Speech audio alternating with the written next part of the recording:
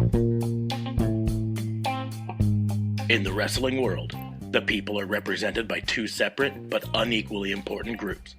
The wrestlers and bookers, who literally do all the hard work, and the fans, who endlessly nitpick and overanalyze everything they do. These are their stories.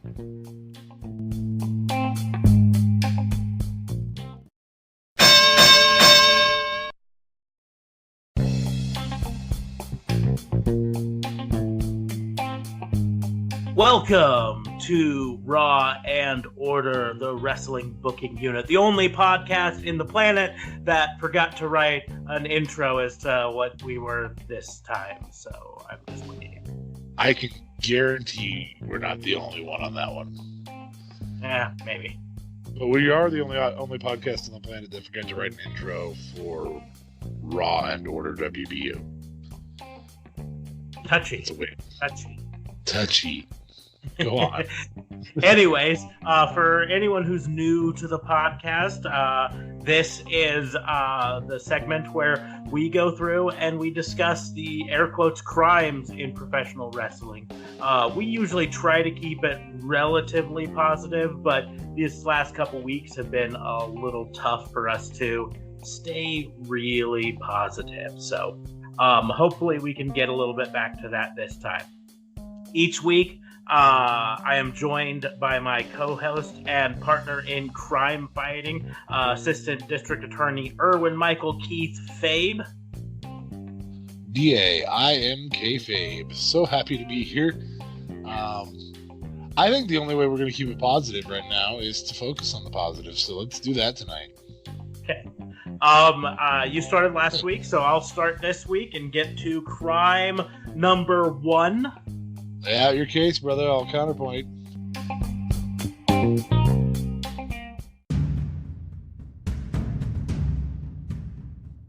Crime number 1.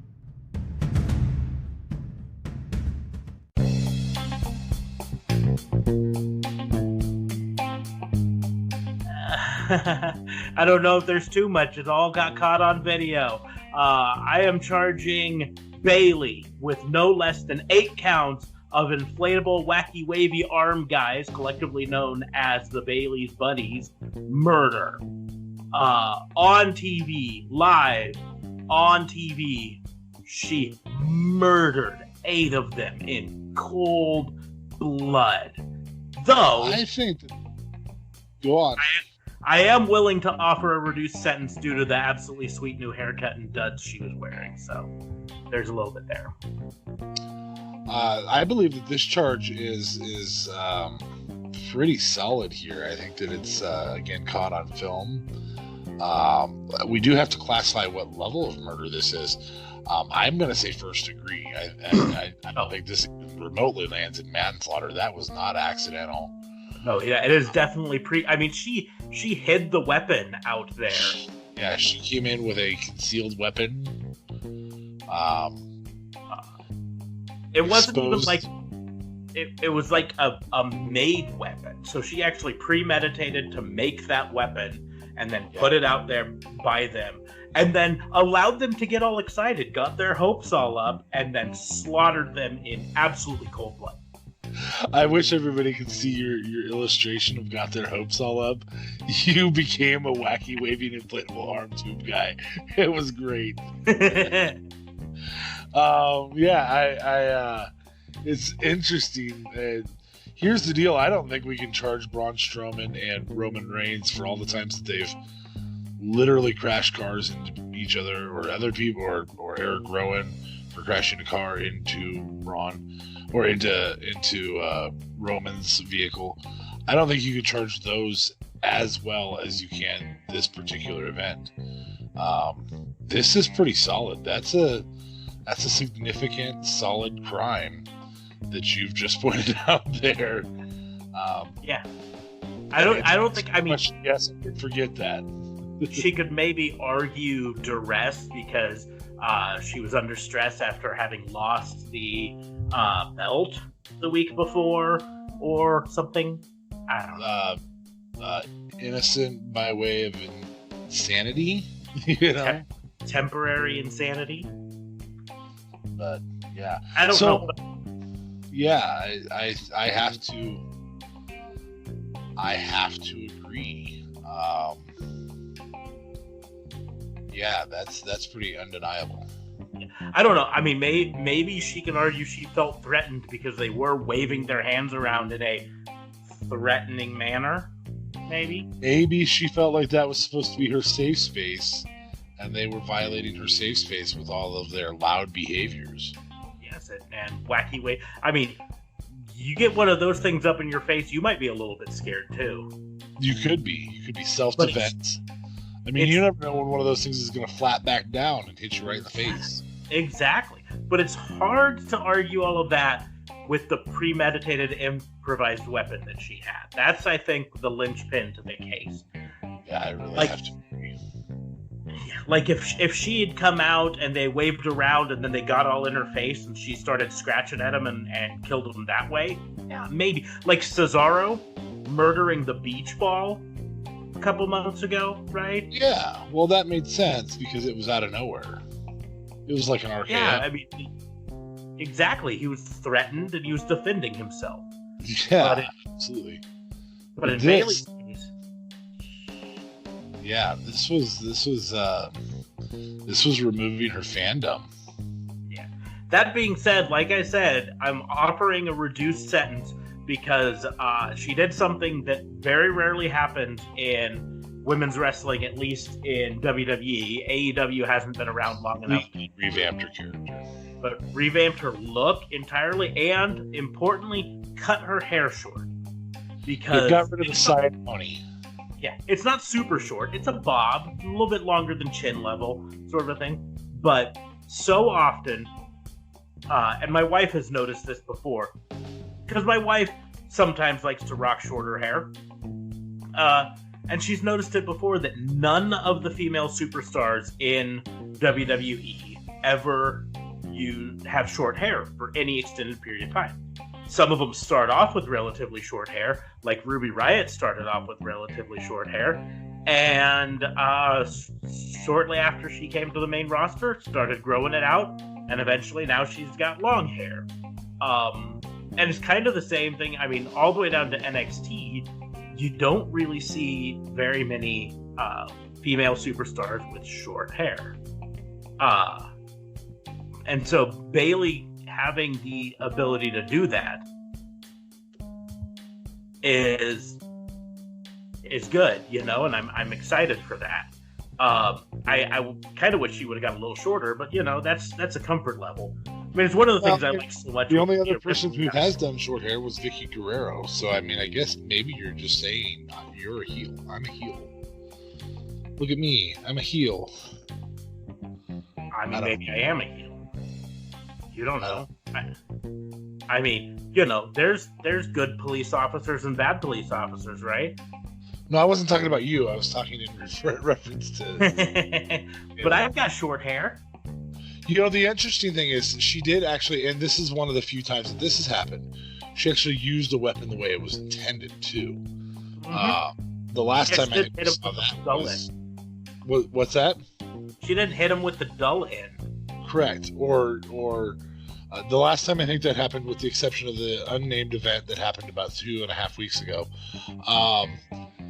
that actually happened was when Sting had a bat. And he actually swung a bat like a bat. Yeah. So that was instead of covering the end of it with his hand and hitting them with the back of his hand. Yeah. Which, I mean, equally effective as swinging a bat. That's why they do it in baseball all the time.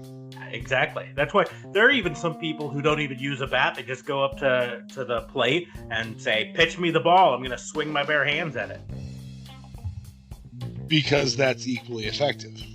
There are no people who do that. Oh. There are none. None? Zero? It's never happened in baseball. As far as I know, no. At least not the pros. I mean, yeah, maybe Little League. If it happened on NXT, that's a different story. But that's the deal. It's like you go down to NXT, you've got Rhea Ripley, who's got short-ish hair, shaved on the side, and she looks all badass with it. And then you look at all the other girls in NXT, and they've all got long hair. I guess I never really realized this, but you're right, across the board.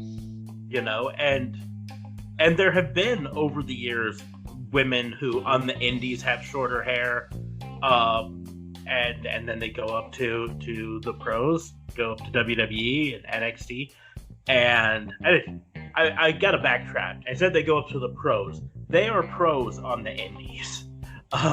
They go up to the big leagues, is what I meant to say. To the major paychecks. Yes. And then suddenly they grow their hair out really long, and I think it's a shame. I think there are women in the world, girls in the world, who do need to be shown that you can be attractive and badass with shorter hair. Molly. Yeah. And that's Molly Holly back in the day rocked the short hair. And even later on, and when she came back for the Royal Rumble not too long ago, she had shorter hair. Yes, and she kicks a lot of ass. So that's why I'm willing to offer that reduced sentence, and who knows, maybe I'll even reduce it farther if Bayley continues to be badass instead of slowly rolling back this character and pretending like it didn't happen, as happens so often in WWE when they don't get the response they want. Here, so I will with that same line, because you did kind of bring up the existing storyline. I will say, how do you put the pals on the same brand, Sasha and Bayley, and now you don't have an established title contender? I mean, you do, but she's not in My Crime Later, so we'll go ahead and bring that up in a little bit. Well, that's the deal, is we've got, about the only thing I can think of is that they're going to, really kind of push someone that we're not used to, someone that's maybe not been in the main event recently. So there are what, 4 women on SmackDown who have been a women's title holder. Bayley, obviously the current champion. Alexa, Sasha, and Carmella, and that's it, right? Yeah. That's it. Yep. That's it for. Wait, where did Feel the Glow go? At the moment, as far as I know, we don't know. Okay, so she's the free agent.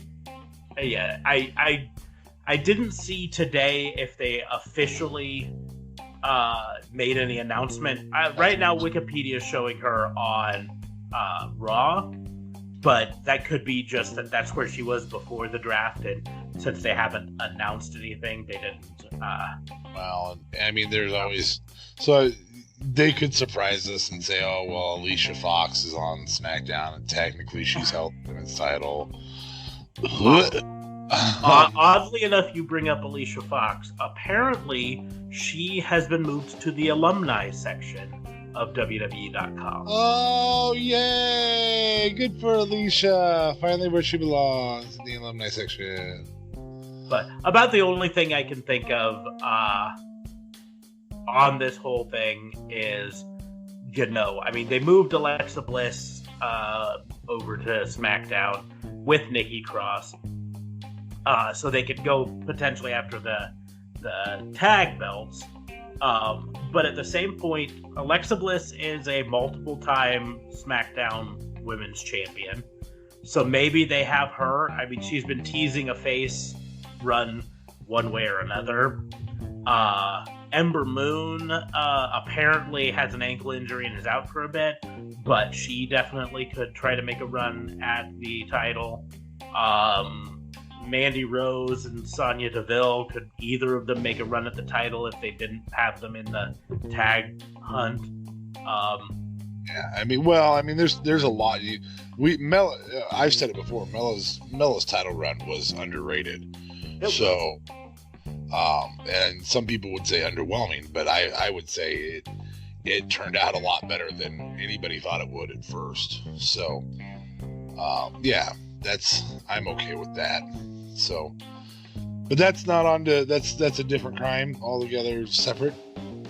we are still talking about Bailey. I am willing to make that indictment, and I think that we've actually presented a pretty solid case here. If not, please go watch the footage. Yeah, of said, and it's pretty damning. And we're gonna count on the jury to provide some insight as to whether or not they think this is first degree, second degree, or manslaughter. Yeah. I don't know. I mean, maybe they've got some cases that they can present to us to sway us one way or another, but it's pretty damning evidence. It's awesome damning evidence. Oh, yes. It was well worth the wait. I mean, we've been waiting for a heel turn from Bailey for a long time, and the way she did it, instead of just continuing this kind of tweener gimmick that she's had recently where she pretends to be a face but then she does heelish things, just coming out and just being full on heel right from the beginning. And I need to hear her new music, like as full, because the little bit we heard last week as she was leaving sounds really pretty cool, because you can't have her be heel and have the same upbeat music. So yeah, absolutely. So to the jury, we're looking for either a conviction or acquittal, and in the conviction instance, we need to know at what level is this murder committed. So yeah, let's go. Cool. Okay, so now we move on to what do you got for me? Crime number 2.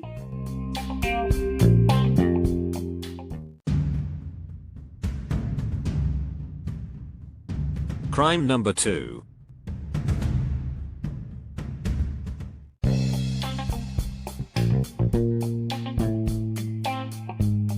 Crime number two is copyright infringement.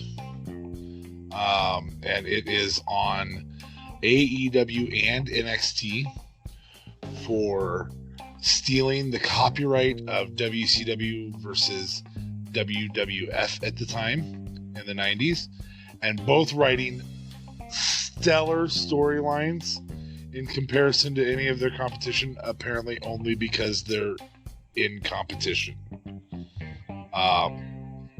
The storylines last night were fantastic. I would start off with Roderick Strong and his exceptional interference in the number 1 contenders match.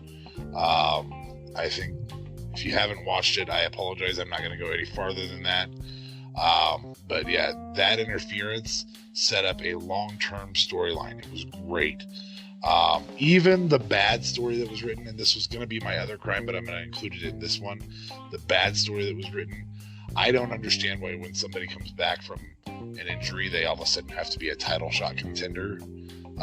Yes, I'm talking to you, Tegan Knox. There was absolutely no reason for you to be named as a title contender. NXT was a home run.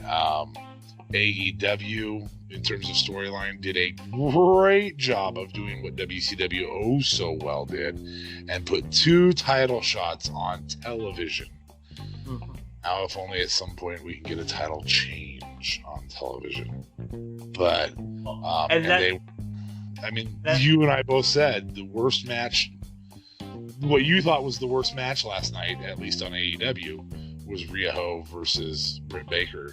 And that was still a great match. Yeah, and that's not knocking that match. I'm just saying the match quality was high, and it was the lowest of these high ones. So, if this is an indication of what's coming in the future, I am convicting them to continue, and their hard time is to continue producing at this level in terms of matches and everything. I don't even need the showmanship that was in the days of the 90s. I don't need the pyro and all that. Like, it was awesome. Yeah, I mean, I pretty much agree with you here. Someone posted on one of the groups I'm on, and they were basically saying that AEW's not putting any storylines together. They're just doing great matches. And I just wanted to comment back, who the heck are you? What the heck are you watching? They had movement in the Britt Baker storyline, if only because she came out with a black eye. So that's setting up the storyline still with her pretty soon. Yep. And she just barely lost the match against Riho, which means it's setting up the storyline for down the road, her to say, I want another shot, and getting that second shot. So the woman who's been in it, who's 23 and been in it for, 14 years of wrestling history? Yeah. Unbelievable. Yeah. She's amazing. And then you had the storyline of Kenny Omega trying to fight back from these losses that he's had, trying to get back to the old him. You had basically the same storyline going on with Hangman, of trying to shake off these losses. I mean, here he came into the first episode of Dynamite as the number one contender, and then he lost, and then he lost again. And, going into the third week, he's trying to get a win back. On AEW Dark, you had Kenny Omega trying to get a win back in an unsanctioned match. So it wasn't even going to count towards his win-loss total, but it was like, I just need to establish some momentum. I just need to do something. And an absolute banger of a match, if you haven't watched AEW Dark, if only for the Kenny Omega versus Joey Janela match, watch it. It's amazing. And the other thing to throw in that exact same equation, the other two people on the opposite side of the ring, in that very match that you're talking about, they developed a character in Pac, in that he's a title contender, wants to be a title contender, wants to keep the undefeated, wants to go, I think he's undefeated still, isn't he? Pac? Technically, he took the loss there, so he's undefeated in singles, but he has a loss in tag match. So, and so that's the deal. It's like he tried to stop Mox from from using a weapon in that match, which would cause a disqualification and a loss in his column, because he was concerned about making sure he won, making sure he didn't have that loss. And of course, Moxley threw up the double deuces, and not just bailed on him, hit him with the paradigm shift, and then bailed, And so setting up for him to take the loss in that match. So now you've got heat between him and Moxley, a storyline built up there. You've got, of course, the tag tournament storylines going forward. We've got a storyline built with Mox out of that, too. Yeah. And we talked about this earlier today without me really saying, hey, this is going to be my crime tonight. Mox had a storyline built right there. A storyline we've been begging for from The Fiend, or a character somewhere on television. And that was somebody whose motivation isn't the title, but their motivation is kind of more or less chaos.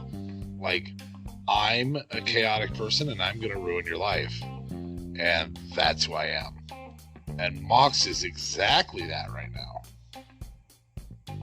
Yeah. And so that's the deal. I really think they've done a lot of setting up storylines on this.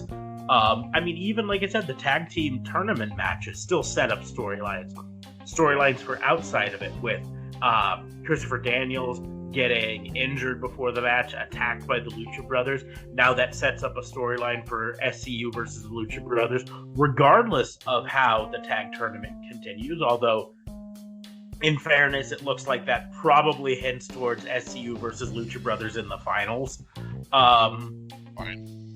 Which is fine. It still sets up that storyline. They did have to kind of think on their feet with the injury to Luchasaurus before the show and come up with some, some things they could do to try to set up. But now you've got a storyline now with how to Jurassic Express survive and continue without the big man. You got two tiny people trying to. Well, and God bless, one of them actually makes Jungle Boy look big. Yeah. Like last night, Jungle Boy looked large. Yeah, it was kind of cute because there were a couple times that Jungle Boy put Marco up on his shoulders, just like Jungle Boy gets put up on Luchasaurus' shoulders. Right at the very beginning it happened. Yeah. The other interesting thing to that same match, again, and I hadn't realized it because I haven't seen any Lucha Bros outside of AEW. So this is the first time I've seen Lucha Bros inside of AEW where they aren't facing a air quotes heel team. Matt and Nick Jackson were trying to play a heel. I really think they're better suited as tweeners. I cannot believe the story that was told by the Lucha Brothers in that match. I hated those guys by the end of that match. I was like, oh my gosh, you guys are MJF on the mic level heels in a match. Like, I just do not like you guys right now. I could not believe how frustratingly annoyed I was with those guys. And so, yeah, there were stories told all night long. And that's just AEW. Let alone what was told on NXT. Did you get a chance? I know that I had to miss 2 matches out of AEW. I know that you had to miss part of NXT. Have you gotten a chance to catch it yet? I haven't caught all of it. I read the results and caught some highlights, but with the patrol today taking 10 hours and you know, the thing is, I was sick yesterday after getting the podcast uploaded late Tuesday night for the FBI. I was sick and my daughter was sick yesterday. So when AEW went off the air, I went upstairs, got ready for bed, and started watching the DVR of NXT. But I only probably got about half of it done before I was pretty much out like a light. So I haven't really got to watch all of it. Well, in hopes not to play too many spoilers. And I know we talked a little bit about the Keith Lee match. Keith Lee and Dijakovic had a match. Well worth the watch. If you guys get a chance, go watch it today or in the next couple days and you haven't seen it. I thought a phenomenal story was told there. I also think that it's a very predictable story, and we're okay with predictability so long as you tried to sell us that it's not predicted. I think as fans, all of us are okay with that. I think frequently in WWE, in the main roster, we see a lot of what did I call it this morning? Shock for the sake of shock. You know, just the goal is, we're going to throw some shock factor at people. And we didn't have to. We didn't have to have shock factor with that. There was the shock factor with Roderick Strong interfering. But, yeah, as a whole, really, I think they built at least 3 weeks out of a storyline there, which is great. So... and they're quickly approaching War Games, aren't they? NXT is. War Games should be their next pay-per-view, but it's should be tied to Survivor Series, so not till November. Okay, that's what I thought. So they, I don't know of another faction you can throw out other than for the 3rd year in a row, Undisputed Era in War Games. I don't know who else.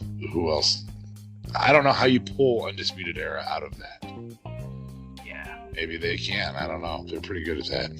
So yeah, we're looking like, War Games on the 23rd and Survivor Series on the 24th of November. So, but yeah, I mean, that's just barely over a month and a half.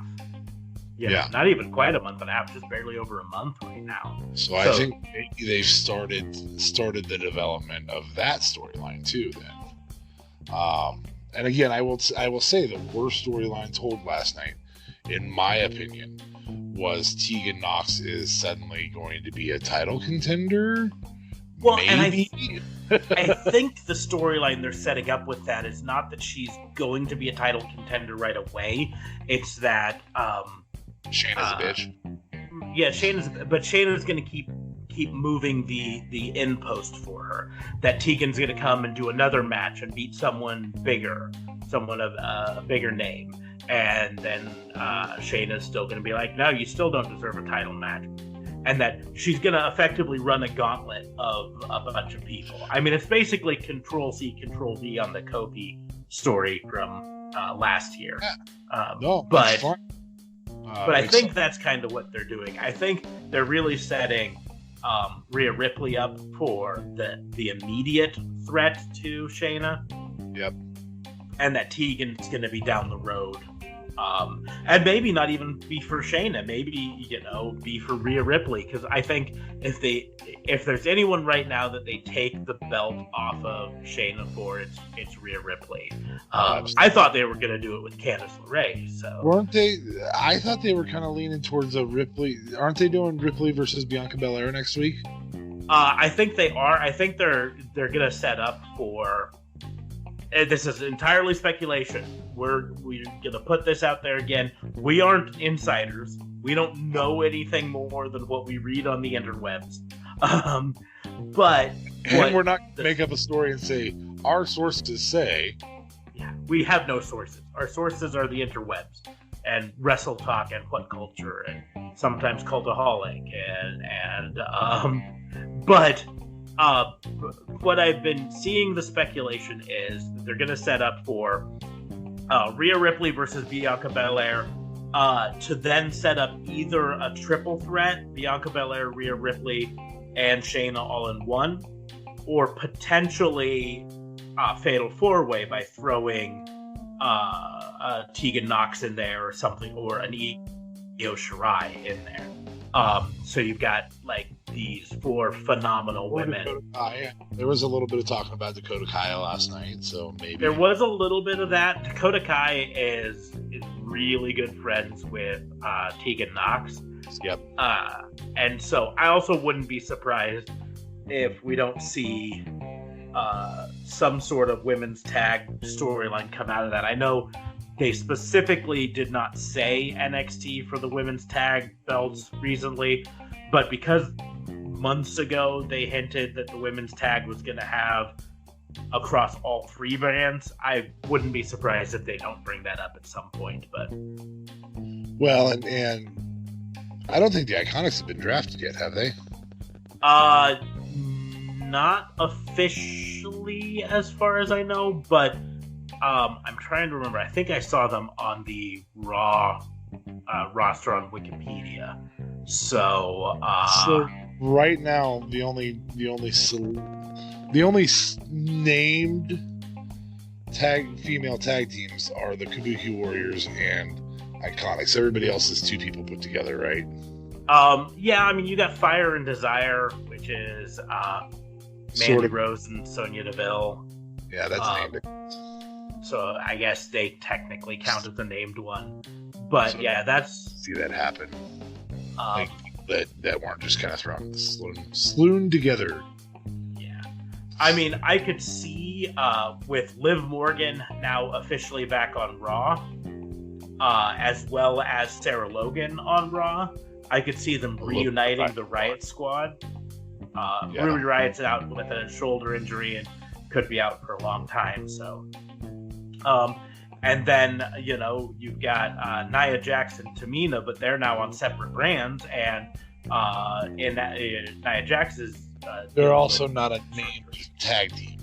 Like, they're Nia Jax and Tamina. They had been playing with a tag name together, and it was a play on the Samoan SWAT machine, but I can't remember what they called themselves, but it was only briefly. Anyways, about the only thing with the NXT and AEW storylines from last night that might have a little bit of weight to it is people complaining about the rope breaks in the street fight, Philadelphia street fight. I can't be upset though because they said it beforehand. It wasn't like a surprise. Now, they said it on the commentary. Apparently, people at the actual arena say they were not told specifically. And so that's part of why that they were confused about it. But here's the deal. My memory, going all the way back to early WCW, was always that street fights, the difference between a street fight and a no disqualification fight was that a no disqualification fight, anything goes. There's truly no disqualification. But a street fight allowed weaponry, but was not supposed to allow external interference. It was not a no disqualification. It was still mano a mano, man on man, one-on-one fight. And the pinfall or submission, the only way you could win was pinfall or submission, had to take place inside the ring, right? And here's why that's important. When you grab the ropes, put your hand over the ropes, put your foot over the ropes, by rule, you are effectively outside the ring, right? So it's not a rope break in terms of, Chris Jericho, you're going to be disqualified if you don't drop this hold. It's a rope break in terms of, as long as Darby Allin has his hand on that rope, Chris Jericho cannot win. Period. Yeah, he can't get a pin. You can't get a pin or a submission. As long as Chris Jericho's safe feet are on the ropes. Yep. Darby Allin cannot get a pin or a submission because a part of their body falls outside the ring. It's why in a street fight you can't pin someone on the ring apron or on the floor outside, because the pinfall has to take place inside the ring. The submission has to take place inside the ring. And by putting your hand on the ropes or your foot on the ropes, you are effectively now no longer contained inside the ring. And I think ultimately, to use a football reference, it's like breaking the plane. It's the rule in football that causes so much confusion. Right? American football, to qualify that. An American football that causes a lot of confusion. On most plays, the end zone, that white line on the end zone, you can basically consider it a giant invisible wall. And if any part of the ball crosses that invisible wall, even just the very, very tip of it. The invisible wall, the tip, just the tip. Just the tip. It's effectively in, right? Now there are some things in football that qualify that, but that's why I say it's kind of a good analogy for this. If Darby Allin can get his hand on that rope, he is now effectively no longer in the ring. And by no longer being in the ring, that submission no longer can be effective. Now, the other side of the coin. Well, hold on. It can still be effective because you can maintain holding that submission. And that's what I was going to say, is Chris Jericho doesn't have to break the hold, but he does have to know that he cannot win the match now with that hold because Darby Allin is out of the ring. And so... Lee said hold. Then pull him back reapply into the ring, and then reapply the hold. So even if he lets go of ropes and you drag him forward, you must release said hold before you can start the one that finishes him. The interesting thing is, though, you can have him. I mean, you can leave a submission on for hours if you need to. Yeah, because he couldn't have been disqualified for it. But she was notifying him, hey, he's got the ropes, you cannot win right now with this hold. And so, but that's the thing is, like, for me, all this outrage from people saying, oh, rope breaks in a street fight, and since when have there been that? And my thoughts are since forever. I remember that way back in early to mid 90s WCW. It's always been a rule. I think a lot of the pain from that, though, stems from this match, this match, this match, this match. Oh, we're going to have a ladder match. We're going to have a TLC match. TLC match is not the same as a ladder match. TLC is the same as a ladder match, only it has chairs and tables involved. A tables match is if you put somebody through the tables. A TLC match is not. If you put somebody through the tables in a TLC match, it doesn't mean squat. A chair. I kind of wish they'd bring back the dog collar matches. Do you remember the dog collar matches? Or the leather strap matches. The strap matches. Where to win the match, you had to touch all four corners. In sequence. In sequence, yes. And the opponent, of course, strapped to you or dog collared to you or however to you, had to stop you from doing that. I think those were tons of fun. And then do the same. Yeah. In fact, Dustin was known for those in his early days of WCW. It was a bull rope match. Big time. So and who I knows, think maybe see them in AEW. Last person I remember being big on him was JBL. And he lost to Eddie Guerrero in the last one that he had. I remember that. Maybe we'll see him come back in AEW. I mean, Cody likes to hit the old school things, so those are fun. But the excess of gimmick matches and the inconsistency of gimmick matches we've seen over the last 20 years, I think has led to some of that fan confusion. It's also why I like so much that they said, in a Philadelphia street fight. I realized they named it Philadelphia because they were in Philly, but and I would be okay with saying in a Detroit street fight when you're in Detroit, this is allowed, but this is not, or whatever it may be. Just lay out the rules to the match beforehand. That's all I want. About to alienate any of our listeners from Detroit, but I was just thinking, in a Detroit street fight, dirty needles are acceptable. Wow. I've been to Detroit. I hated every second of it there. I'm never going. I didn't want to get out of the car, that's for sure, when I went, but that's okay. I find it interesting. Anyway. The way we welcome Canada is with Detroit and Buffalo. The way Canada welcomes us is with Toronto. I would say we get the better end of the deal when we go visit. Yes, we do. I went up to Canada once through Detroit and Windsor and across, and Detroit welcomed me by having a big bright light that led me to a casino where I won $20 that I then spent at a Tim Hortons for donuts. So effectively, Canada welcomed me by giving me donuts. Attaboy, Canada. What a great friend.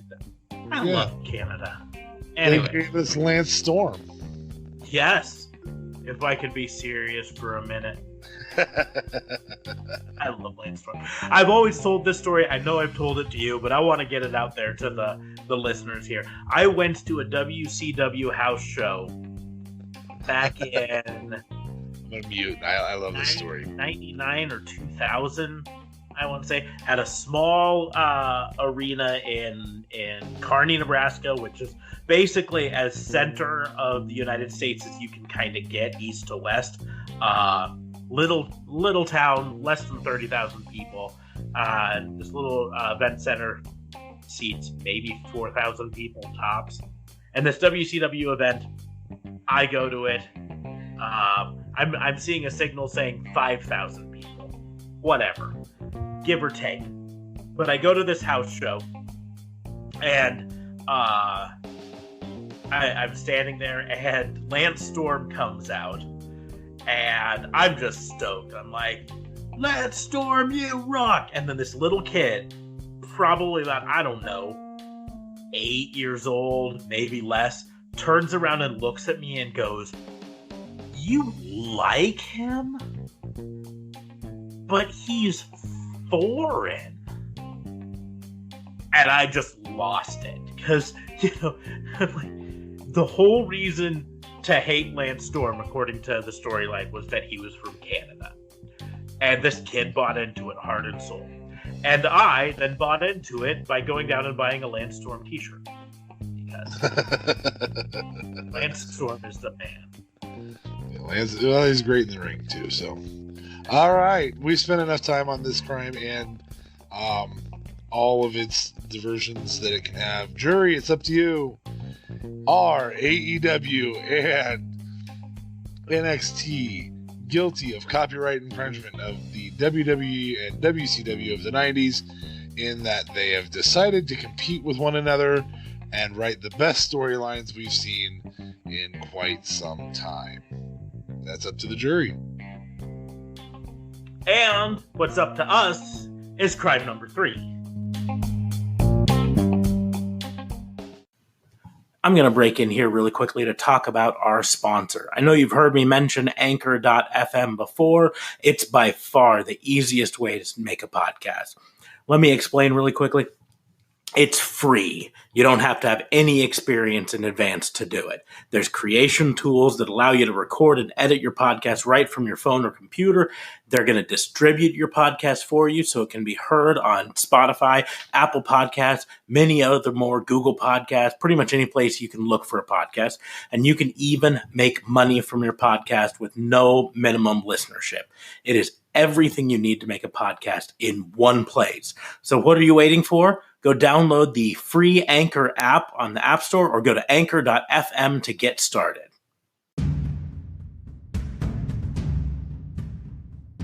Crime number 3.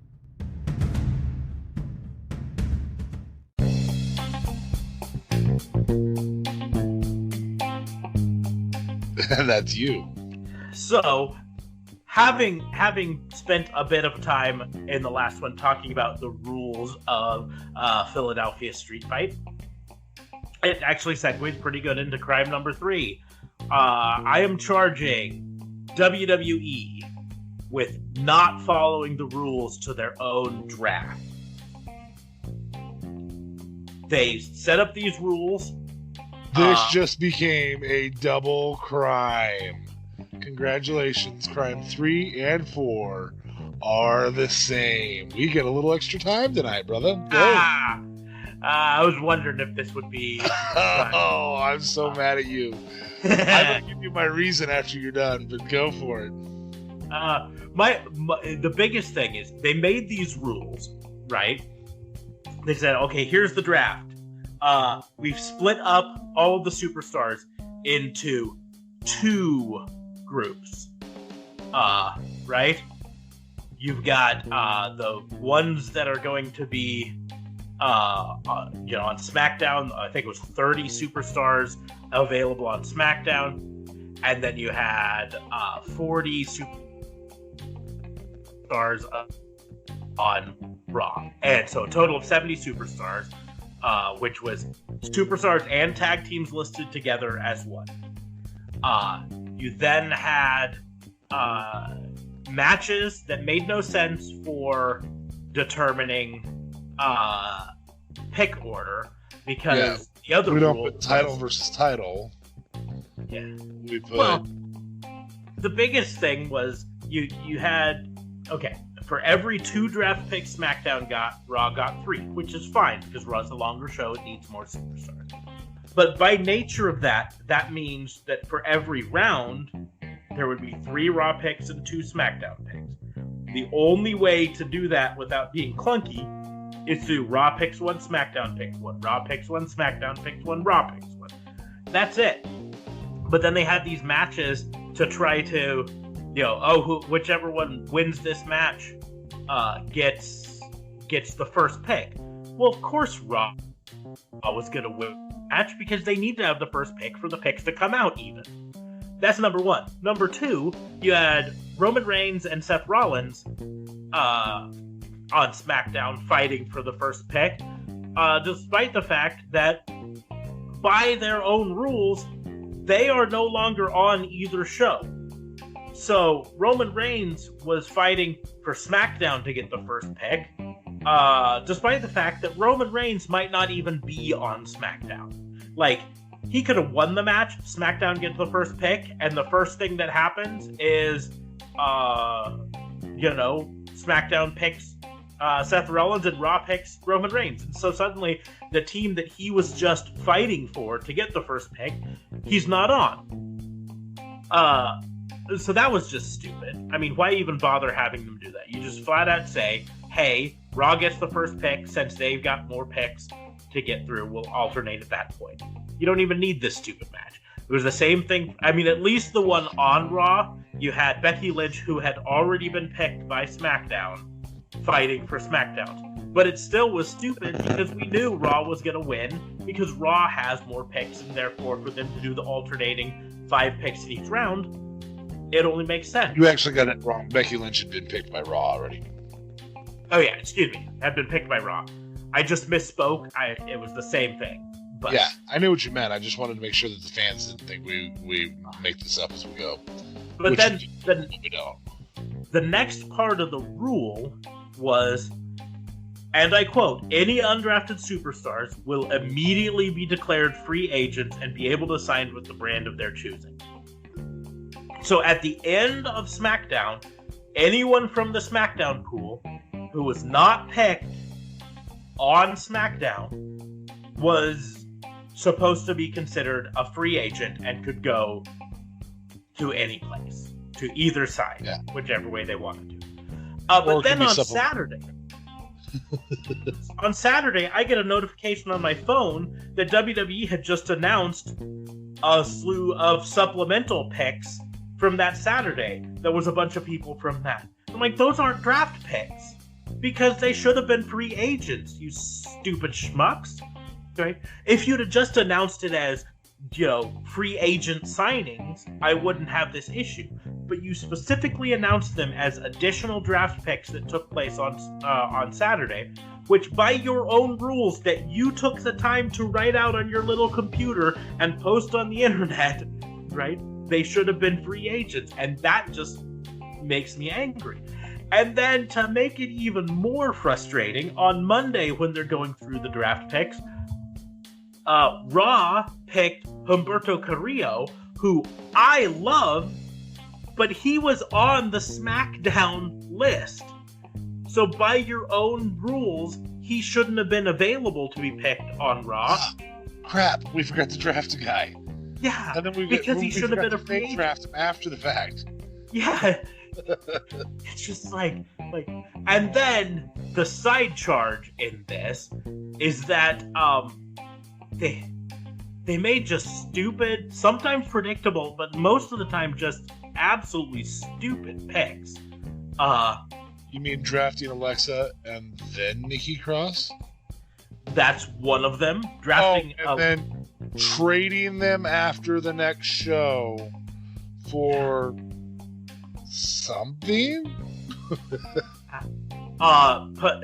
Picking Lacey Evans before Kevin Owens, right?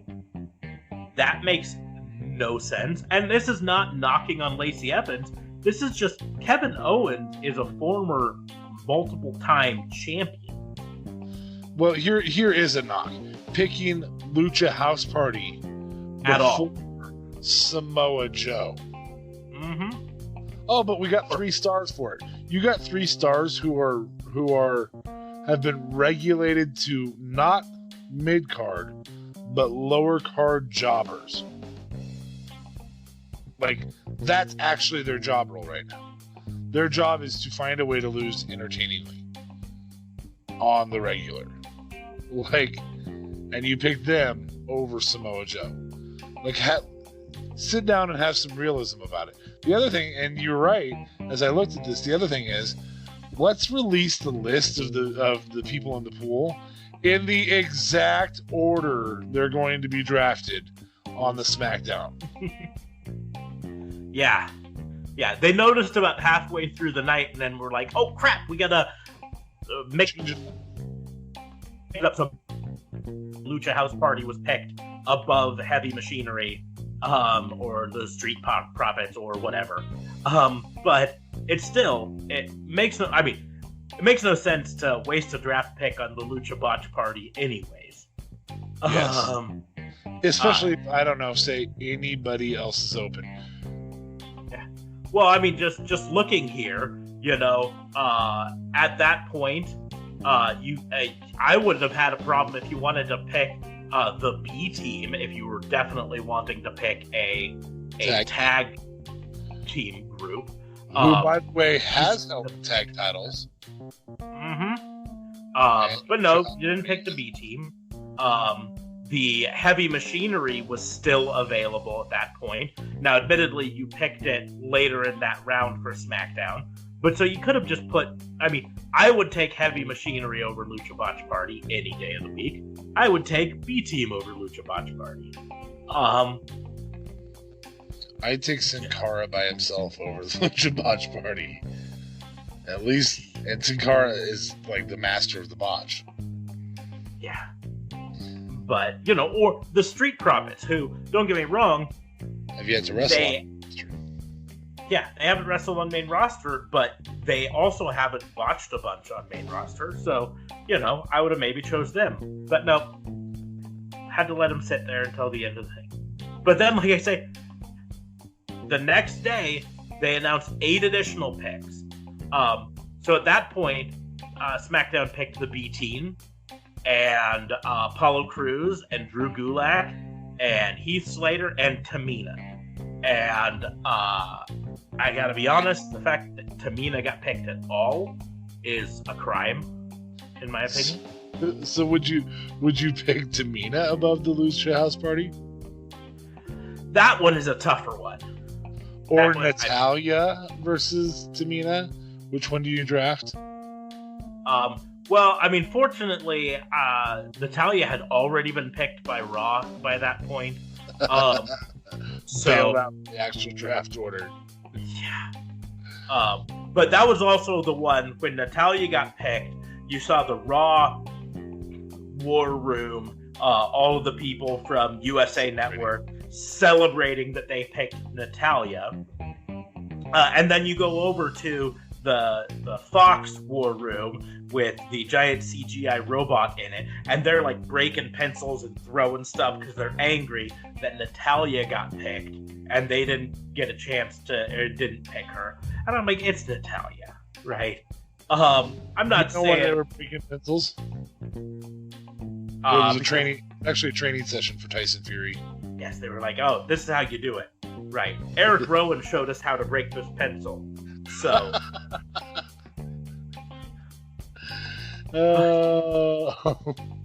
but I mean, the simple fact is, like, as of the end of the draft on SmackDown, you had EC3 still available, who has been woefully underused.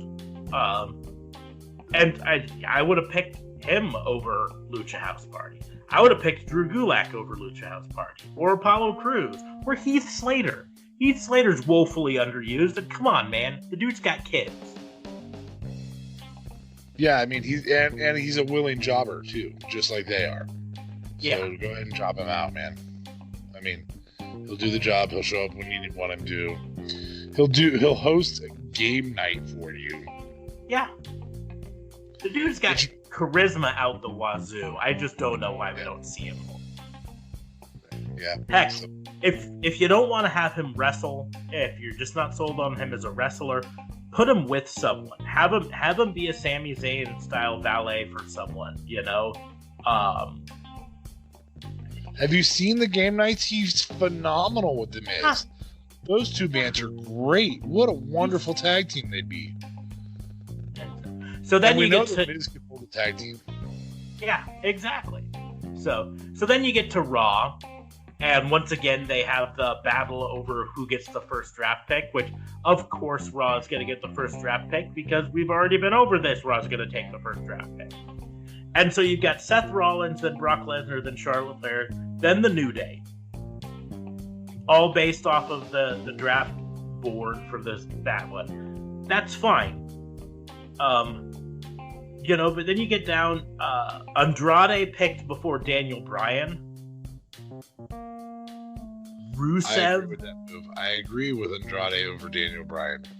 I just from a historical standpoint, right? Andrade over Daniel Bryan. Andrade over Shinsuke Nakamura. Andrade. I didn't say Shinsuke. I said Andrade over Daniel Bryan. I know, but I'm just pointing out the people who got picked after. I mean, Andrade. Here's the deal. No, and I'm going to go back to this because Daniel Bryan right now is the Peyton Manning of pro wrestling. He was great. He was really, really great. He's good on a mic, and you can put him in commentary, and he's great and all that stuff. But do I need another concussion? Do I need another neck injury? Do I need another this? Do I need another that? I'm going to take Andrade, who's not injury prone, who puts on a great show. So I'm going to take your Ben Roethlisbergers. I'm going to take your guys who are able to perform still over that. You can't insult that one. You can insult a lot of other Andrade ones, but not that one.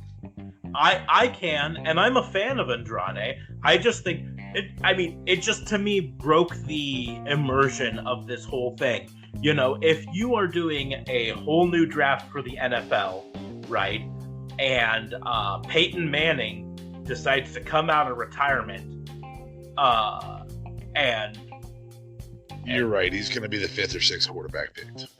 He's going to be right up there. Someone's going to take him, regardless of how old he is, right? Or whatever. So I just don't understand that one. But, I mean, just looking down, you know, you got Andrade picked above Shinsuke, picked above the tag team of Dolph Ziggler and Robert Roode, which would be a 2-for-1 deal there.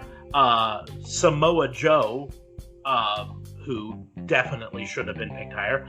The current King of the Ring, King Corbin. The probably goes down in history as at least in America, the greatest luchador of all time, Rey Mysterio.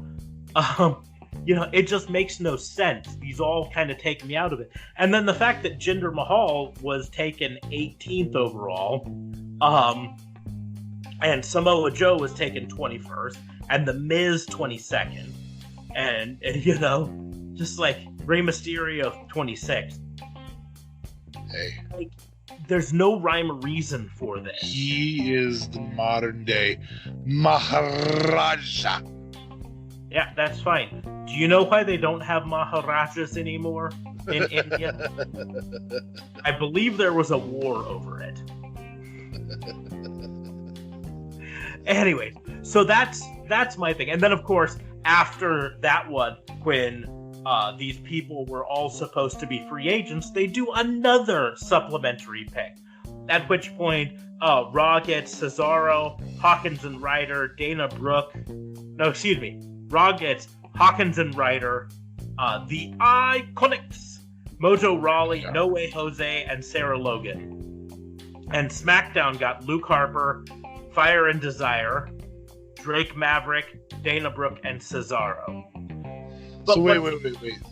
So you're telling me that the last male competitor taken was No Way Jose? The last male competitor, yes, No Way Jose in the supplement. Sounds like the draft was perfect. Well, I don't know. I'm fine with him being the last pick. Oh, I'm fine with him being not picked at all. But I will also point out that Titus O'Neil went number 28, and Cesaro and Luke Harper both went in the supplemental draft later. Yeah, that's stupid. Well, Luke Harper was just so they could land him with his ginger buddy. Yeah, well, it was mostly because they didn't want to say his name on TV because they're angry at him because he's still not signing a contract, even though they're like, hey, we put you back on TV, right? You should be happy now. I'm telling you, I have written that storyline, and as soon as he leaves, it will be part of our fantasy booking. Oh, I promise you, because that storyline could have been done so good, even with the last 6 months of him not being on TV. So freaking good. Anyway. He's such a good wrestler, and it's woefully underused. It makes sense. Yes. And then the following the Raw one, the next day on their new TV show on Fox Sports 1, Backstage, Triple H announces that there was a trade between Raw and SmackDown, where Alexa Bliss and Nikki Cross were traded from Raw to SmackDown in exchange for, and I quote, future draft pick consideration. Now hold on. Here's the part that really pisses me off about that. So they just traded 2 picks that were in the same round. It was Alexa, somebody else, and then Nikki Cross by Raw on that round. Nikki Cross, I gotta look at it again because I think it might have actually been 2 different rounds. They were really close together, if that's the case. But Alexa Bliss was number 11, and Nikki Cross wasn't until 18, so it was 2 separate rounds. Okay, but very close together. Mm-hmm. Very close together. That number 1, I'm not stupid. I'm drafting tag teams as tag teams, even if there's individual competitors who are better there. Yeah. I'm going to take the maximum. If you're playing fantasy football and they're like, hey, you can get these 2 wide receivers for 1 pick, or you can get one of them for 1 pick. I don't care if I don't need 2 wide receivers and I only want one of them. I'm taking both of them if they're only counting as 1 pick. I can cut the other guy at some point if I have to. Trade them, you got value. Yeah, apparently you can trade them, so let's just go ahead and trade them. No, but we give 2 draft picks to get them at 11 and 18, so it's not exactly like it's super far down the line. No. 2 draft picks to get them. 1 draft pick is what you're going to get back, maybe in consideration. Yeah. And that's all based on them remembering this down the road whenever they have their next draft, whether it's after WrestleMania or a full year from now. It's all kayfabe, so literally throw a little kayfabe cash at them for it. Yeah, say, hey, we traded them for... Or you say that, you just say, hey, SmackDown had signed Ember Moon and Jeff Hardy and traded them to signed, and then they traded him over. Yeah. Or Maurice. Or Raw was freeing up cap space and cut them, and so SmackDown picked them up. Mm-hmm. Whatever you want to do. Yeah. There's a million better things than what just happened. I think we talked about the million better ideas than what just happened a little bit last week. Here's the thing that frustrates me about that. So you pick up, and this is where our crimes are linked. You pick up these superstars, and we talked a little bit earlier tonight. And that's why I said we'll have to hold off because it's my next crime, and it has to do with the draft. So we draft, and in women's wrestling right now. I mentioned on Raw or on SmackDown right now, we have 4 prior title holders. One of those 4 is in that number 1 contenders match. One of them is the current champion. One, I don't know why she's all of a sudden not on TV again. Maybe she went back to Cabo or wherever, and she's pissed off again. Because we haven't seen her since she lost to Becky. Sasha, have we seen her? I think we have. No, she's been injured, legitimately injured apparently. Oh, not like a real serious one. I think it was a back injury, but. And then last but not least, we've got Alexa. Now Alexa Bliss is by leaps and bounds one of the best heels in the game. Mm-hmm. At least on the women's side, we are starting to see. I would say Charlotte's up there with Alexa. We are starting to see that Bayley maybe has that ability, and we know that Sasha kind of has some heelness, but she's certainly not Alexa level. I can't think of a better female heel, with the exception of Nia, which is more go-away heat, I think, than actual heat. There's a lot of fans who don't like her injuring people. Amen. That head bob was one of the biggest I've seen in a while. So we get all of that right now, and that's our number 1 contenders match. I mean, on the bright side, Carmella loses, we're getting a new number 1 contender. Yeah, somebody who's never had it before. But on top of that, we've got Nikki in that match and not Alexa. What are they doing? Like here's the deal. I mean, on Raw, you're going to keep playing the same record over and over and over again, even though it keeps skipping back. We've got Charlotte and Becky. Wonder where that's going. You know, like, that's going to be the same thing. And on SmackDown, we're trying to scratch the record by breaking our own rules. Is that not what they just did? They broke their own rules so that they could scratch the record and have Nikki in that match? Is that what you're seeing? I guess. Trying to apply logic to this is hurting my brain. So yeah, the slinging back and forth. We've actually already created a new version of the wild card rule. Yes, it's genius.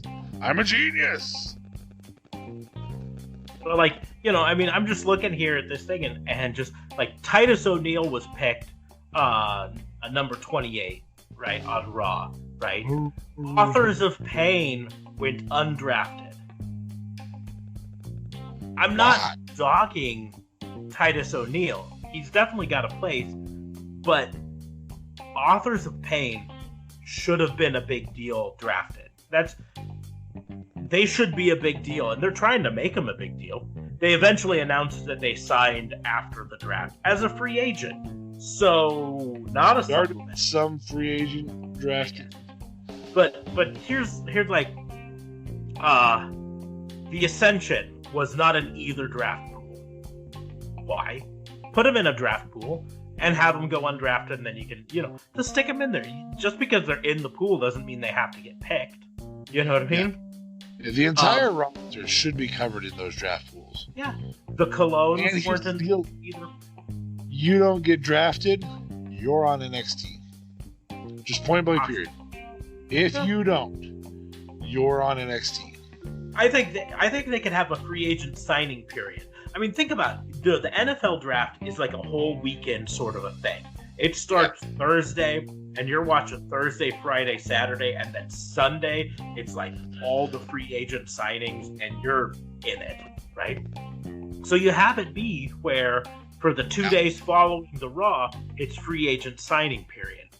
Because, I mean, check out this list of people who were not in any of the draft pools. The Ascension, the Colognes, Ember Moon, even though she's out with an ankle injury, she still could have been on one of the draft pools. Jeff Hardy, Matt Hardy, Lana, even though we know she's going to Raw because of that stupid storyline. Lars Sullivan. Yes. Maria Kanellis. Maurice, who's still listed as an active. Was Mike Kanellis in a draft pool? He was, I believe. But considering he just asked for his release very publicly, I'm not surprised that they didn't put him on one of the lists. Well, I'm sure he hates the existing storyline. That was a lot of it. He just feels like he's not being used at all, and he wants out.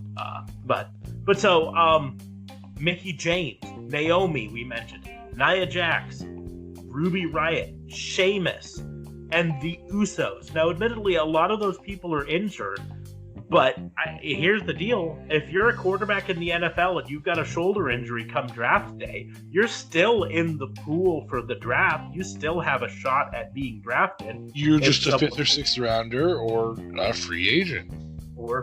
So there's no reason that these people weren't on the list. That's just laziness on WWE's part, that they didn't bother to take their entire roster and split it amongst those lists. And I know those lists were really just to try to make it so you had a reason to want to still watch on Raw. Because if you didn't have separate pools, then come SmackDown, all the big names would go, and then Raw would just be the 6th round of the NFL draft where no one really watches it live. They just kind of wait to see who their team signed. You know what I mean? But it was still just a stupid way to. Absolutely. Yeah. Oh, I said that wrong. Absolutely. Yeah, I agree. I hope you're listening to this later and cutting out my cracklies. I apologize, folks. I will get a new headset. I got busy today and did not get a chance to. I'm mad at myself more than anybody else. Anyway, and fortunately, this took the amount of time that Two Crimes takes. This was spot on. Both of us had these woes with this particular setup. Choose your path. It's one of those things where we've talked about failed storyline for quite some time. We've talked about not knowing what the plan is. We've talked about hearing Bischoff's take on things. By the way, little crime there maybe later if you want for a misdemeanor. We've talked about knowing the long-term plan. Does it have to be adjustable? Yes, because people do get injured. But know where you're going. And I'm sorry, this Fox deal was completed 9 months ago. Is that right? A year? Yeah, 9 months or so, something like that. Yeah, I mean, it was completed so long ago. We should not have this issue right now. It was inked. Like, it's not just talked about 9 months ago. It was completed 9 months ago. It's inked. It's signed. This is happening. You've got 1 season. And you've got your large deal for 5 seasons, guaranteed. 5 years, guaranteed. Now, that doesn't mean that they're going to keep you on, but 5 years guaranteed. And that's what you're going to do with it.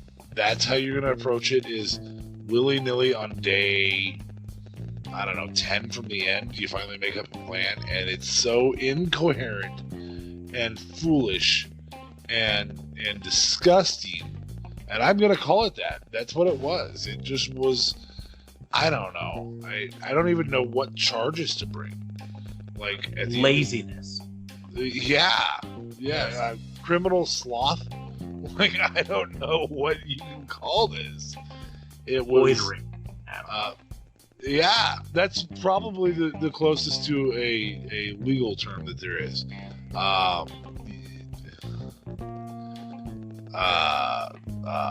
Procrastination? I don't know. Like, traveling too slow in the fast lane. Whatever it is, it was bad. And it's bad to their fans. It was unorganized. It was rules constantly changing. I don't almost wonder if, like, Triple H was involved and maybe he's trying to make those two brands look so foolish that his brand looks the best. I don't know. And I mean, I get it why NXT wasn't included. A lot of other people, were frustrated that NXT wasn't included. There were no call-ups from NXT. But you just launched NXT onto USA Network. You need... And the only spot that goes head-to-head against a competitor. Yeah. And you need pretty much every star that you have on NXT. Like, NXT would be gutted if you drew up, you pulled up any of the people that make sense to pull up. Pulling up Johnny Gargano, pulling up Adam Cole, the rest of the Undisputed Era, pulling up Velveteen Dream. You're talking about absolutely gutting that show and cutting it off at the knees right when it needs to have as much.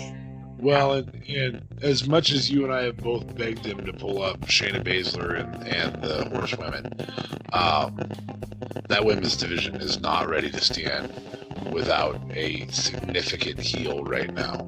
Well, and us doing that argument was all before they put it on USA Network. Now that it's on USA Network, it's not some niche show that's just on the WWE Network that only like the really diehard fans and marks watch. It's on USA Network. It's out there. It is main roster. So you need to keep it stacked as much as you can. And I don't even like the term call up anymore because I don't think it's an up move. No, it's the better show right now. Yeah. In fact, I'm not even going to say lateral. It's a better show. It's the one I would want to be on if I was a competitive wrestler. It's the one I'm looking forward to most to watching of the WWE products each week. We're recording this on the Thursday night. I know tomorrow night is SmackDown. I'm not exactly excited for it, but and same with Monday nights, I'm not excited to see Raw. And don't get me wrong, I'm excited to see some matches. I love Buddy Murphy, Cedric Alexander's phenomenal. I mean, there's matches that I want to see. But if you said, hey, you can only watch WWE one night out of the week, Wednesday night it is. Hands down. Yeah, well, and that's independently, let alone if, and we asked each other this question earlier this week, if you can only watch wrestling that occurs on one night of the week, what night are you going to choose? And hands down, it's going to be Wednesday. That's without AEW, where we would choose. I think I agree with you. Right now, I would choose NXT over SmackDown and Raw. That's without AEW occurring the same night. You know, the best night for wrestling is supposed to be Sundays, and it wasn't. It's not anymore. And behind Sundays was supposed to be Mondays. That certainly isn't. I mean, Monday's the C show. Do I dare say that? Maybe. In WWE's eye, I mean, even by their ownership wants SmackDown to be the A show. So, I mean, in their ownership side, Monday's the B show, but I really think it's the C show compared to, because I will say SmackDown looks like it's putting out a better product right now. If only that we don't have to watch a Rusev and Lana line. You know, a broken marriage. I could live the rest of my days without watching anything in that storyline ever again. Yeah. It's just poor Bobby Lashley. I mean, you go from being this hated heel, wonderful hated heel in Impact, who's probably been the best thing that's happened to him in a long, long time. And you're like, yeah, I'm going to go back to WWE and I'm going to look good. Yeah. I'm going to sleep with another wife. And the sad thing is they're doing this whole thing on the Fox. They're putting Brock Lesnar there because he's a legitimate sports star in MMA. They've got Cain Velasquez because he's legitimately the one who took the title off Brock Lesnar. You've got the whole Tyson Fury angle going on right now. But no one mentions on WWE that Bobby Lashley has a better MMA record than Brock Lesnar did. Percentage-wise, yeah. Yes. But he's never won the title. No, he's never won the title, but his record was actually... Now, he wasn't in UFC. He was in Bellator, right?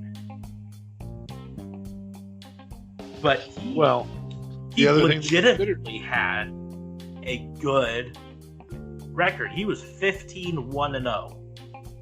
Yeah. Well, the other thing to consider is Jake Hager right now on the competing brand is an active MMA fighter, formerly known as Jack Swagger, is an active MMA fighter in Bellator, and I think Jake Hager, if I remember right, is unbeaten right now. I don't know that for a fact, but I think he's unbeaten right now. He's unbeaten, but he's only had 2 matches, and they were both against kind of schlubs. So still, it doesn't matter. He's an active.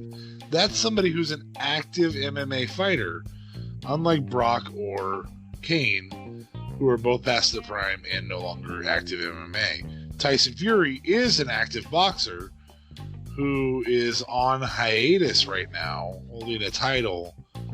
And we already know the boxer storyline. Tyson Fury's winning that. Mm-hmm. No ifs, ands, or buts. And also unbeaten. Tyson Fury. So, I don't know. I don't know where main roster's going. I think that the draft was indicative that they don't know where they're going. And I think that's really probably the biggest conviction that we can throw out right now. So. I just think it's just frustrating, you know. Hey, but there's still Wednesdays. I mean, if you're Rusev, who rumored was trying to just wait out his contract, they bring you back and they put you in this storyline, doesn't it just seal the deal in your mind that you're going to wait out the rest of your contract? And I think it would solidify it. And I don't know if him and Lana's contracts end at the same time.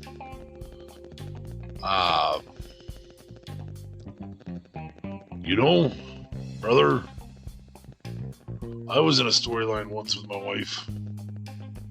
Now I ain't got no wife. Yeah. Like, that's where I'm at right now. Exactly. I'm so over this. Can we please end it?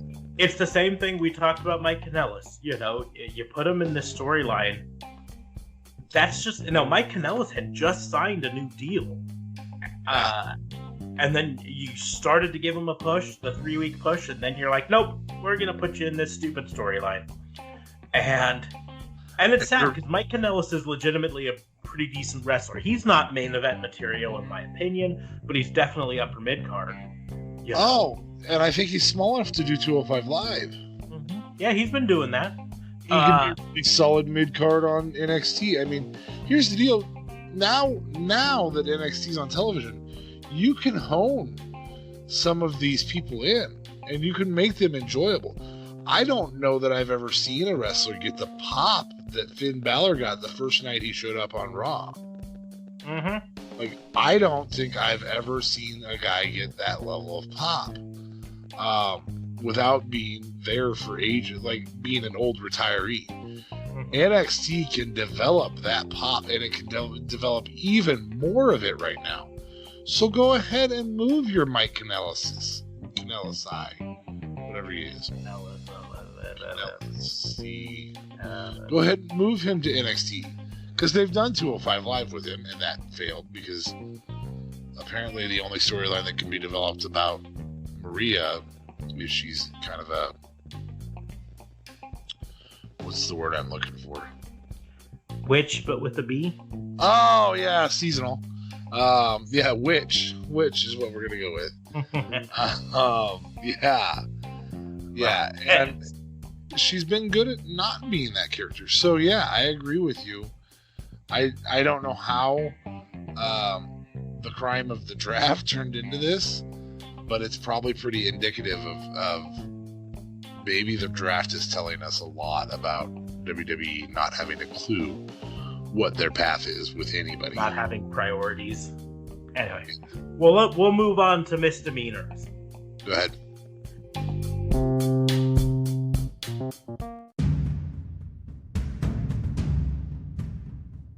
Misdemeanors and miscellaneous.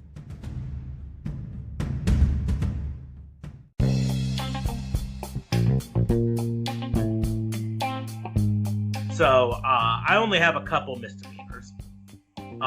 One of them is a misdemeanor on the fans, including us, and the misdemeanor is sending mixed signals. This kind of came to me earlier this week.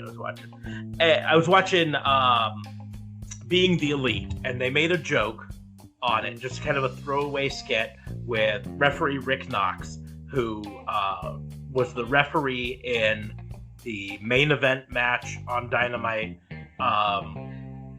that we've thrown a lot of shade at because he didn't call for the DQ when Moxley attacked Kenny Omega in the middle of that match.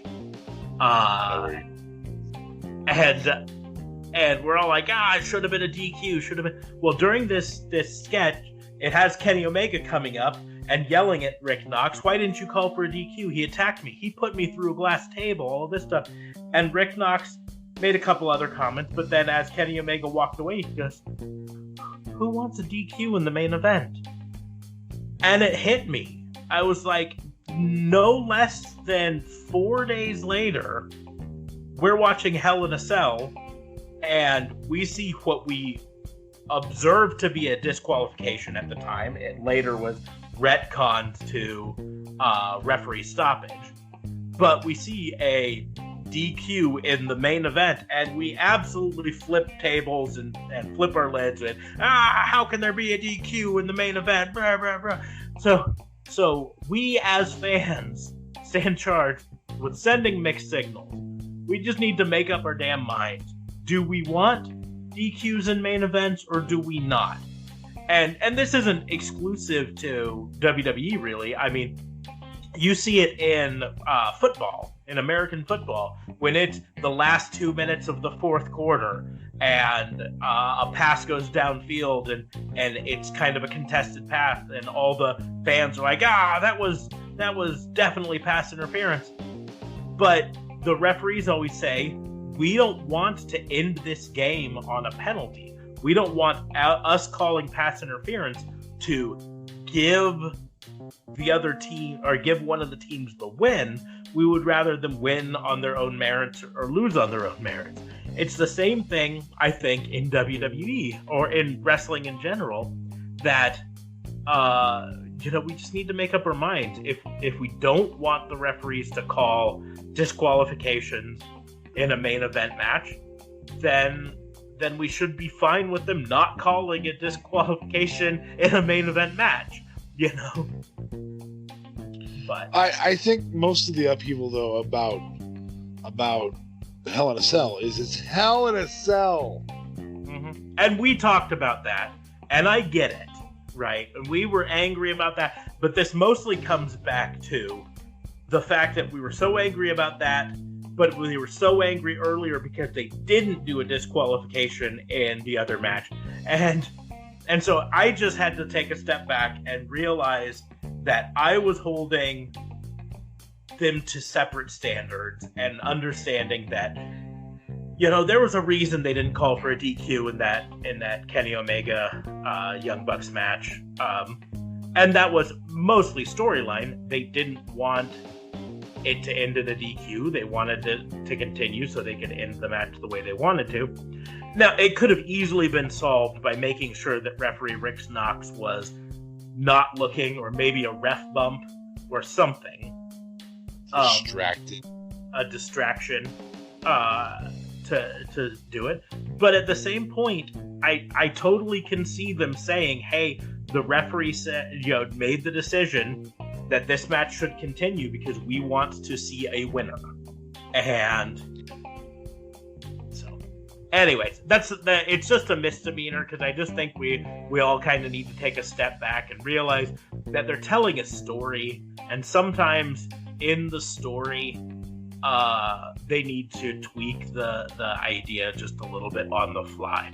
And maybe it was all meant that Rick Knox was supposed to be distracted or ref bumped, and something happened and he didn't get ref bumped or didn't get distracted.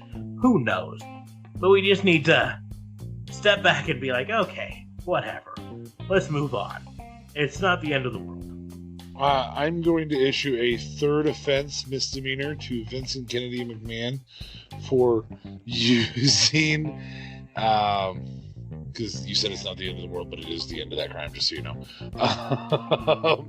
for using exactly what John Moxley accused him of, taking whatever you talk about in a segment, or say your music plays, to a excessive, beyond level, and now we have to, because somebody's music starts with "burn it down," we have to start a fire in the Firefly Funhouse. Yeah, I'm surprised they don't have Ricochet come out with toy guns going pew pew.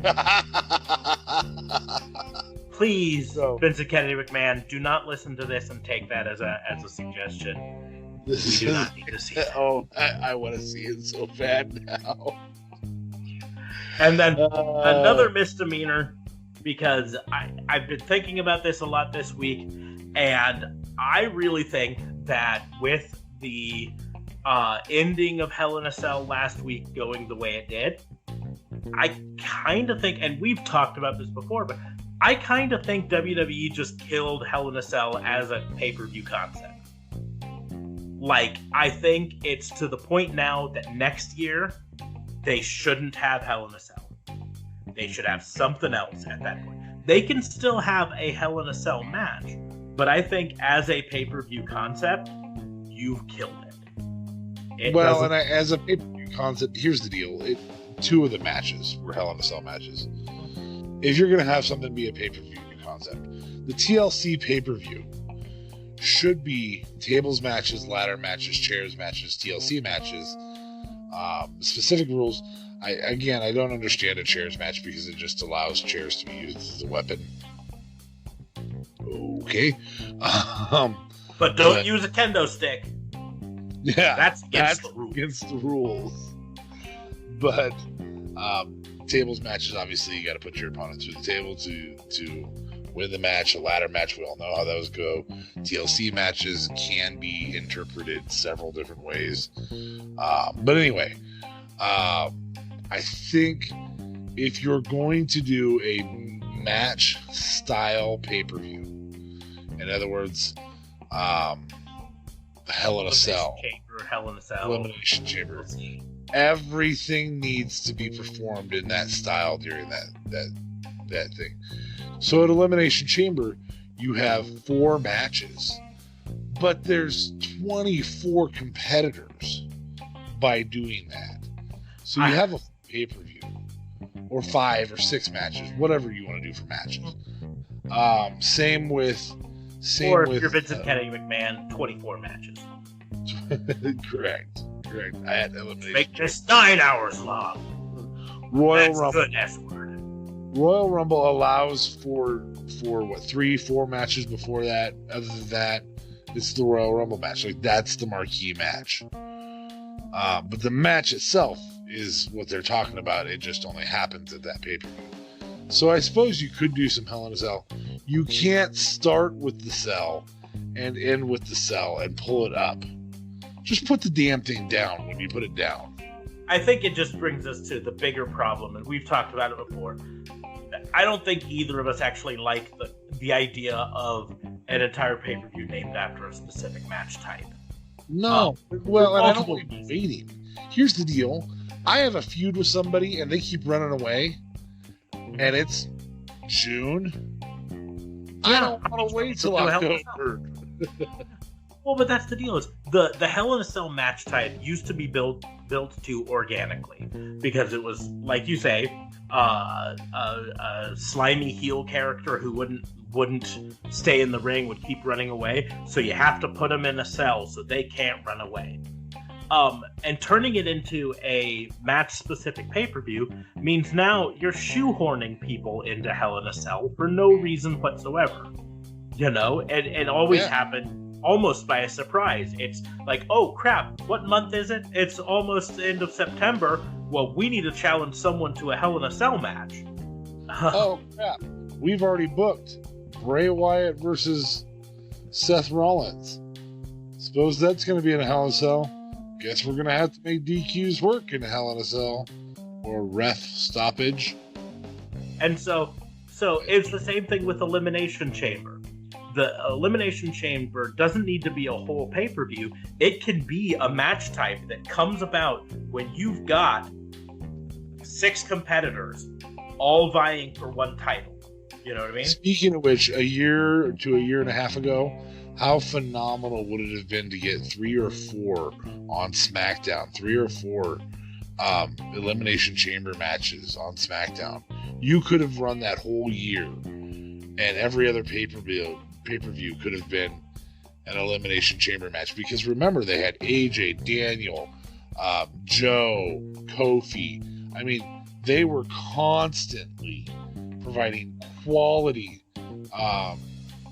number one contenders, including, and I know you're gonna look at me like I'm gonna drive from Omaha to Central Nebraska and stab you, but including Jinder. Got you.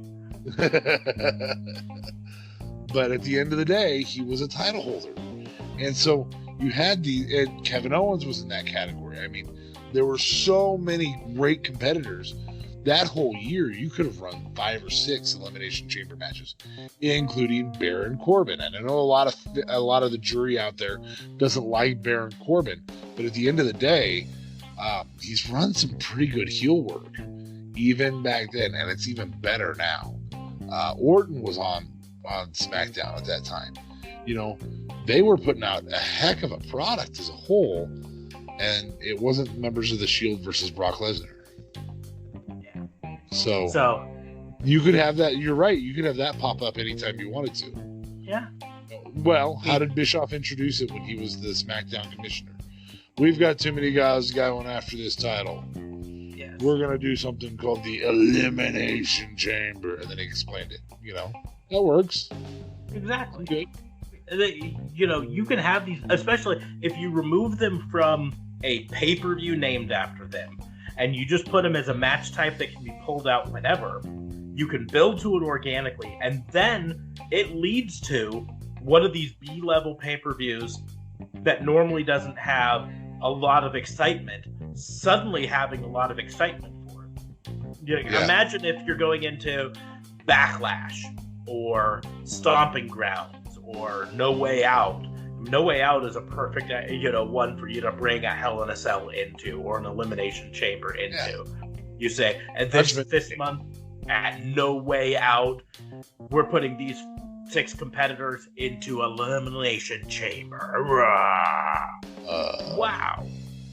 Well, the other thing that you can do with that, here's what happened with gimmick matches pre-Attitude Era. Those gave us the opportunity to see the guy that you weren't going to see go after a title.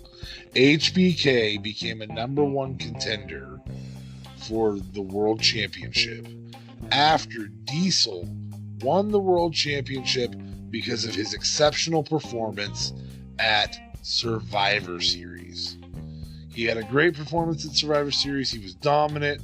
Suddenly they gave him a world title shot. He beats Bob Backlund. He wins the title.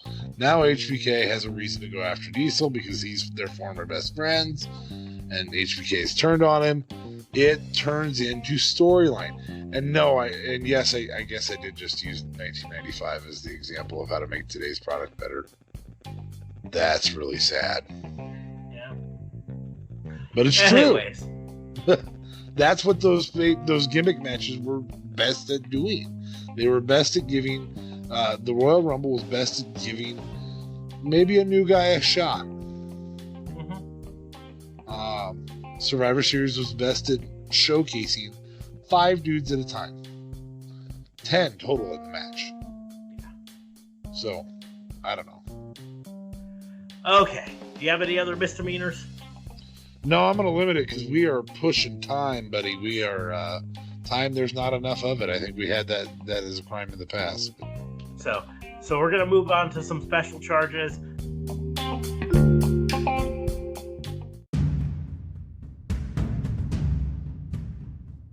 Special charges.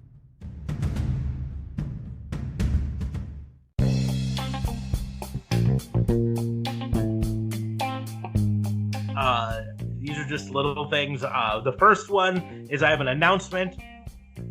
I have made an agreement on behest of my wife, who pointed this out to me. She says I'm unfairly harsh on my charges against Natalia. And so I am announcing that I've made an agreement with Natalia. She is now my confidential informant. I will no longer charge her with boring matches. I will let her slide on those. There are bigger fish to fry, and so I'm just going to go after them. Natalia will get a pass from now on for me. Confidential? You just told everybody you're confidential informant? That's okay. I'm going to blur her face and change her voice. Interestingly enough, I am curious to find out where she keeps the microphone in her outfit while she's doing informant stuff for you. A lady never reveals her secrets. And then... Yeah, I'm just throwing it out there because I don't have an informant. You can charge her if you want to. I'm just saying that I've brought it up enough before. We're done beating this particular dead horse. And then the other thing I have is just a clarification on Charlotte, on the FBI that went out this week. We did a segment talking about Charlotte and the potential for some sort of wardrobe malfunction on it. And I made a comment that Charlotte would not be Vince McMahon's first choice for that if he were booking it. And it's been pointed out to me that it may have come across as me saying that Charlotte is not attractive. And that's not what I meant it to be. I'm just saying that from a Vincent Kennedy McMahon standpoint, for those types of things, he has a very specific type that he tends to go to They're for typically those. a little more petite than Charlotte, is what you're suggesting. Well, not just petite, but Charlotte's a good-looking woman, but she's not Eva Marie. She's not... Who, by the way, will never be Charlotte. No. In No, terms of ring skills. And that's the deal. If Vincent Kennedy McMahon has any say in it, that sort of a storyline will be taken by a fitness model or a model that gets brought in to become a wrestler. And it's, Tori Wilson and Stacy Keibler. Like I said, right now they have Lana. That's not a great ring performer. I don't think it'd even be Lacey Evans. But yeah, I get what you're saying. Yeah. No, Charlotte is a very beautiful woman. Her outfits, and the only reason I brought it up is her outfits are push the envelope. Designed to show off the girls a little more than some of the other ones. And I get it. Yeah. But Charlotte's beautiful. She absolutely is. Andrade is a very lucky man. Yeah. And I just wanted to clarify. Yeah. In no way did I mean that she's not attractive. I don't think anybody thought that. So well, my wife thought that. So she sent me a text message and saying, "You're so harsh to Charlotte, calling her unattractive." I'm like, I did not call her unattractive. And if it sounded like I meant it that way, that is not my intention. I just was pointing out that DKM has a type that he goes for those types of gimmicks. At the end of the day, I may have even said, I know I said that it was a Pervace thing. I wasn't trying to be Pervace. I've seen the routine in WWE. I know that we're headed somewhere with more than just the one tacky storyline with the women. There will be yet another one. Good job in the draft, though, to WWE. Very, very good job in this. They still managed to keep all the significant others together. Becky and Seth are on the same brand. Charlotte and Andrade are the same brand. And Aleister Black and Zelina are all on the same brand. So very, very And good. Bobby and Lana are on the same brand. God, I could stab you for that. That's my counter stab moment. Oh my god. But on that note, I think we will draw this. I want to make one special apology. Okay. As a fan, I'm going to go ahead and apologize to Eric Bischoff for whatever the hell just happened to you in professional wrestling. There is absolutely no reason for the last 3 months of however that got set up to happen without some explanation. You may have received it, Bischoff. I think the fans deserve it. You literally got 2 shows of the new show and you were let, and whatever happened transpired. I'm looking forward to 83 weeks just to know. Yeah. I really am.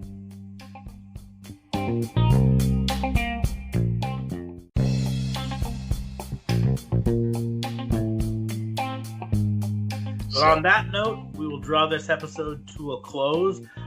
As always, I push you to like, share, subscribe, give us 5 stars on your podcast listening platform of choice. Head over to anchor.fm. It shows a list of all the places that you can listen to us, as well as on anchor.fm. But on top of that, you can send us a voice message so we can use your voice in our show. Or you can click that little support tab and throw a little money our way to help us make this episode, this season, this show better. Help DA Fabe get a better microphone. Help me upgrade my audio editing system. Those are all things that we definitely could use some help with. And we don't have a Patreon page or anything like that, but the support through Anchor gives us that capability. So head on over to anchor.fm/raw and order WBU and click that support, send us some money, and that allows us to do this. Because right now, we're both working full-time jobs, and this is just our side project. And getting a little bit of extra coming in helps us in ways that you couldn't possibly imagine to make this better. But on that note, I think we are about ready to go. Make sure to follow us on Twitter at Raw and Order WBU. Gets you to me, and you can get to DA Fabe at DAIMK Fabe. That's on Twitter at Dame Fabe. If you're spelling it out. And oh my gosh, if you don't issue that grime that we talked about 6 months ago really soon, I'm going to do it without you.